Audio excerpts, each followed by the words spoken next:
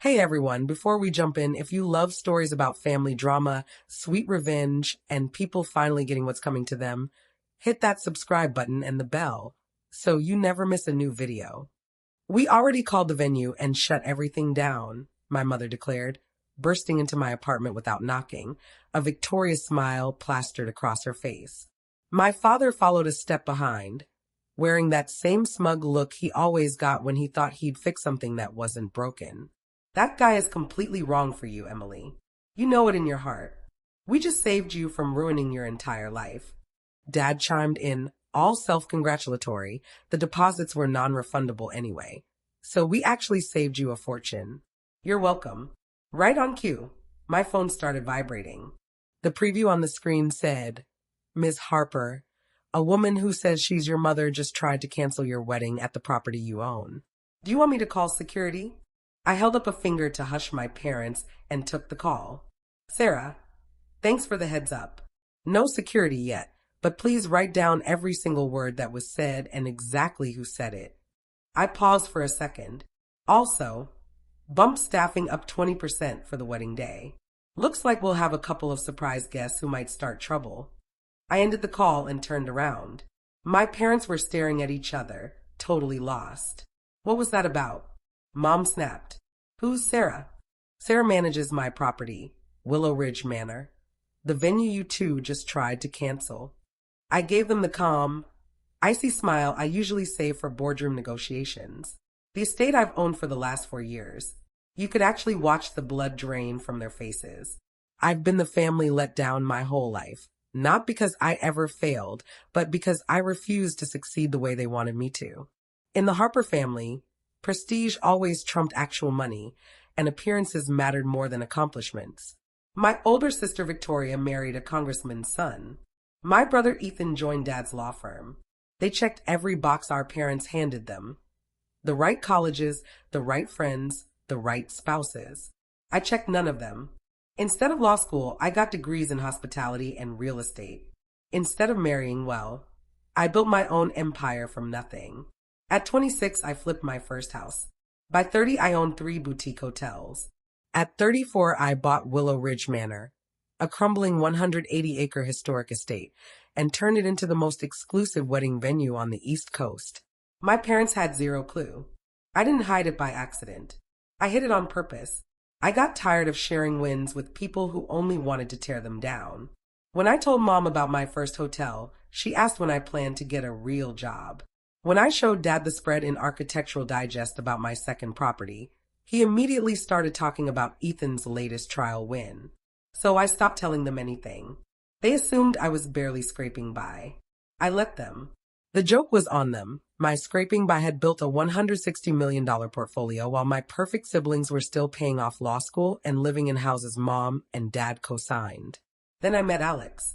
Alex Morales teaches AP History at a public high school in Brooklyn. He coaches debate, volunteers at a kids' reading program on weekends, drives a 12-year-old Accord, and his nicest suit came from Men's Warehouse. He's also the warmest, funniest, most authentic human I've ever known. We met at a charity auction I only attended because my assistant guilt me into going.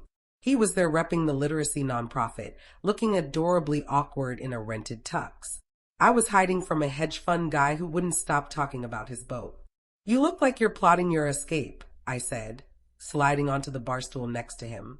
Is it that obvious? He laughed, tugging at his too tight collar. I'm supposed to be working the room for donations, but I keep accidentally having real conversations instead. We talked until they turned the lights up. He asked for my number, not for business, just because he wanted to see me again. When I told him I worked in real estate, he asked if I loved it, not how much I was worth. I was in love by the end of date 2. Bringing Alex home was naive optimism on my part. A teacher? Mom repeated, like I'd said he sold loose cigarettes on the corner. From Brooklyn. He's incredible, Mom. He has his masters. His students adore him. But what does he bring to the table, Emily? What pedigree? What network? He brings joy. He brings laughter every single day. He brings a kind heart. Mom waved her hand. Be realistic. You're not 25 anymore. If you're going to marry beneath yourself, at least pick someone who can take care of you. I take care of myself. With your cute little house flipping side gig. She laughed. Darling, that's not a career. I walked out of that lunch and didn't speak to her for 4 months. When Alex proposed over pasta in a tiny neighborhood spot in Brooklyn with a ring he'd saved 18 months for, I said yes before he finished the question. I waited 3 weeks to tell my family. Their reaction was exactly what I expected. You're throwing your life away, Dad said. He gives me everything that actually matters. You'll regret this when the spark dies and you're married to someone who can't provide. Dad, I provide. Extremely well, actually. He gave me that condescending smile. Of course you do, sweetheart. Willow Ridge is my proudest achievement.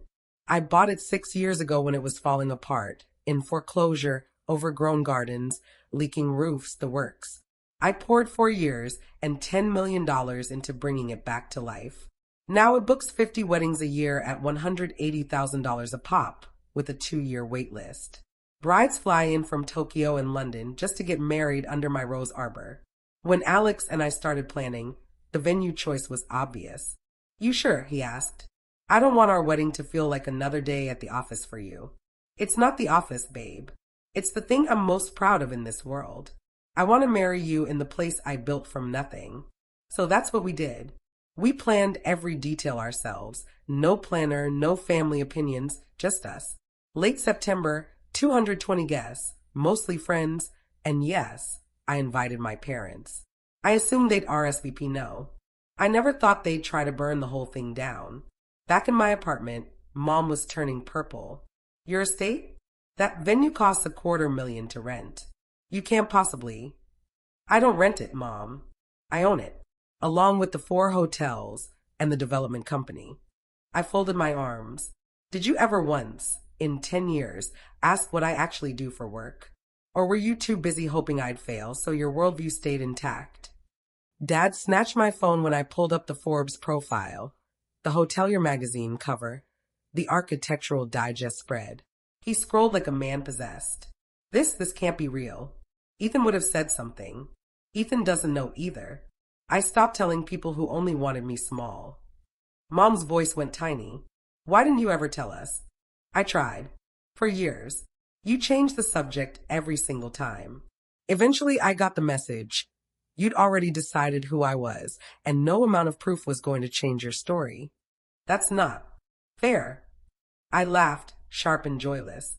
You just tried to cancel my wedding because my fiancé teaches public school. You didn't ask if he's kind, if he's brilliant, if he makes me happier than I've ever been. You saw Teacher from Brooklyn and decided he was trash. Same way you saw House Flipper and decided I was a failure. I opened the front door. Leave. And think very carefully about whether you want to show up to a wedding you tried to destroy. Because if you do show up and pull anything, my security team will remove you from my property. They left without a word. Alex found me on the couch an hour later, eyes puffy from crying. He just held me while I told him everything. When I'm so sorry they've treated you like this for so long, he whispered. But they're the ones missing out. The woman I'm marrying is a damn legend, and I'd be just as proud of her if she flipped 1 house or 1,000. That's why I'm marrying you. Should we uninvite them? I thought about it, really thought about it. No, I want them there. I want them to sit in the gardens I saved, dance in the ballroom I restored, and finally see, with their own eyes, how wrong they've been about me. Alex grinned. Totally healthy. Zero revenge vibes. Maybe a tiny bit of revenge. I support catering-based revenge 100%. 3 weeks later, they showed up. Quiet. Unsure. I'd seated them near the back with some distant cousins. They didn't complain. The ceremony was at sunset in the rose garden. Alex cried when he saw me. I cried harder when I saw him crying. Our friend Mike, not my brother, a different Mike, officiated and gave the perfect speech about love showing up where you least expect it. Usually in the form of the person your 5-year plan said to avoid. I glanced over and saw my mother wiping tears. At the reception, Victoria stood up for an unplanned toast. I know I wasn't on the list, she started, voice shaky, but I need to say this. I spent my whole life thinking I was the successful sister. Turns out I had it completely backward. Emily didn't fail at our family script. She wrote a better one. And I'm ashamed it took me this long to notice. She raised her glass. To Emily and Alex, may your marriage be as unbreakable as the woman who built this palace from ruins. Later, while we were dancing, my parents approached. Dad spoke first, voice cracking. Your sister's right. We were wrong about everything. This place, what you've done, it's extraordinary. Then he turned to Alex. And you. I judged you by your job and your zip code. Stupidest thing I've ever done. Any man who makes my daughter this happy is the best thing that ever happened to her. Mom was fully crying. I'm sorry for the venue, for the years of not seeing you, for trying to force you into a life you never wanted. Can we try again? I looked at them for a long moment. We can try. But trying means proving, not just promising. And if you ever meddle in my life again, we're done for good. Understood? They nodded. Alex squeezed my hand. Pretty sure that's our song. I let him pull me back to the dance floor, spinning under the chandeliers I picked out myself, in the arms of the man they once called unworthy. 3 months later, Wedding Chicks magazine ran the spread. Willow Ridge owner marries in her own masterpiece. The photos were magic. But the real story, the attempted sabotage, the confrontation, the slow, careful reconciliation, that one's just for me. My parents are trying against all odds, actually trying. We do dinner once a month now. They ask real questions about the business. They've toured 2 of my hotels, walking through the lobbies like kids at Disney World. We had no idea. Mom still says every single time. I know, I answer. That was always the problem. Some victories are silent. Some echo for years.